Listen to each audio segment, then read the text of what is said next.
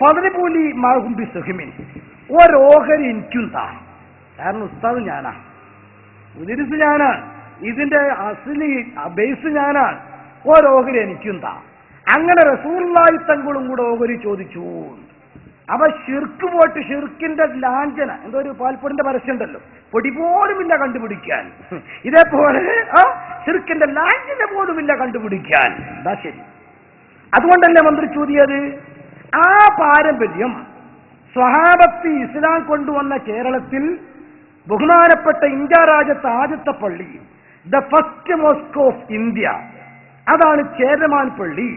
ആ ചേരമാൻ പള്ളിയിൽ നിന്നും ബഹുമാനപ്പെട്ട സ്വഹാബ കിറാം അവരുണ്ടാക്കിയ വിശുദ്ധ ഇസ്ലാം, ആ വിശുദ്ധ ഇസ്ലാമിലൂടെ അവർ കാണിച്ചു തന്ന മന്ത്രം, അതിന് അർഹതപ്പെട്ട മുസ്ലിം ആത്മീയ നേതാക്കന്മാർ അന്ന് മുതൽ കേരളത്തിൽ ചെയ്തു വന്നു. ഏതുവരെ? മുജാഹിദ് പ്രസ്ഥാനം കേരളത്തിൽ വരുന്നത് വരെ. കേരളത്തിൽ മുജാഹിദ് വന്നതോടുകൂടെയാണ് സത്യത്തിൽ മന്ത്രത്തിനെ തെറ്റാക്കാൻ തുടങ്ങിയത്. അത് ഇനി പറയേണ്ടത് ഖുർആൻ നോക്കിയല്ല, മുജാഹിദ് വന്നതോടുകൂടിയാണ് മന്ത്രം തെറ്റായത് എന്ന് അവരെ രേഖ കൊണ്ട് പറയാം. അതങ്ങി അവർ രേഖ വായിക്കുക, വിമർശിക്കാനല്ല, അവർക്കും കൂടെ അംഗീകരിക്കാൻ. അപ്പൊ അവർ സന്തോഷിക്കണം. അൽഹംദുലില്ലാ, ഞങ്ങൾ പുസ്തകം ഇറക്കിയത് മുതലായി, 10 പിരിയം വരെ ഞങ്ങൾ ബുക്ക് കാശ് കൊടുത്ത് വാങ്ങിയത്. അൽഹംദുലില്ലാ, വായിക്കാനാണല്ലോ. പക്ഷെ ഞാൻ ഒരാൾ കാശ് കൊടുത്ത് വാങ്ങി ഞാൻ മാത്രം വായിച്ചത് കൊണ്ട് എന്താ?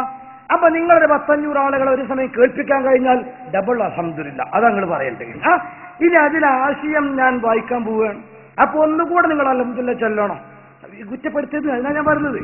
ആരെയും വിമർശിക്കാനോ ചൂടാക്കാനോ അല്ല, നിങ്ങൾക്ക് ചിന്തിക്കാനൊരവസരത്തിന് അതിന് തരികയാണ്. ഇതിന്റെ പേര് ഗൾഫ് സലഫിസവും മുജാഹിദ് പ്രസ്ഥാനം. ബുക്കിന്റെ പേരിന് അങ്ങനെ എഴുതിയത് MI മുഹമ്മദ് അലി സുല്ലമി. ഒന്നും കൂടെ ശരിയപ്പി, കാരണം സുല്ലമിയാണ് എഴുതുന്നത്. കേട്ടോളൂ. വെള്ളത്തിൽ മന്ത്രിച്ചൂതൽ ഇസ്ലാഹി പ്രസ്ഥാനത്തിന്റെ ആഗമനത്തിനു മുമ്പ് എന്ന് പറഞ്ഞാൽ ഇസ്ലാഹി പ്രസ്ഥാനം വരുന്നതിന് മുമ്പ് ഖുർആൻ പാരായണം ചെയ്ത് വെള്ളത്തിൽ മന്ത്രിച്ചൂതുന്ന സമ്പ്രദായം കേരളത്തിൽ വ്യാപകമായി ഉണ്ടായിരുന്നു. റാബി ആരാണ്? സുല്ലമി. കിതാബ് ഏതാണ്? ഇസ്ലാഹി പ്രസ്ഥാനം. കേട്ടോ, തീർന്നിട്ടില്ല.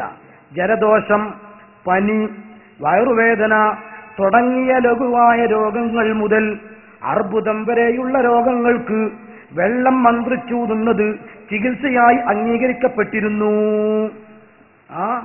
അവൻ നിസ്സാരമായ ജലദോഷം മുതൽ വളരെ ഹൈ രോഗമായ ക്യാൻസറിന് വരെ വെള്ളം മന്ത്രിച്ചൂതി കൊടുത്തിരുന്നതാണ്. ഞാൻ ചോദിക്കട്ടെ, ഈ പാരമ്പര്യം നിലനിൽക്കുന്ന എവിടെ?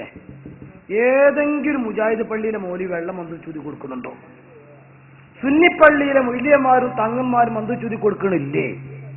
അത് അന്ധവിശ്വാസമാണ്, ചിർക്കാണ്, അനാചാരാണെന്ന് പ്രസംഗിക്കാനല്ലേ പിലാത്തറമ്മ സമ്മേളനം നടത്തുന്നത്?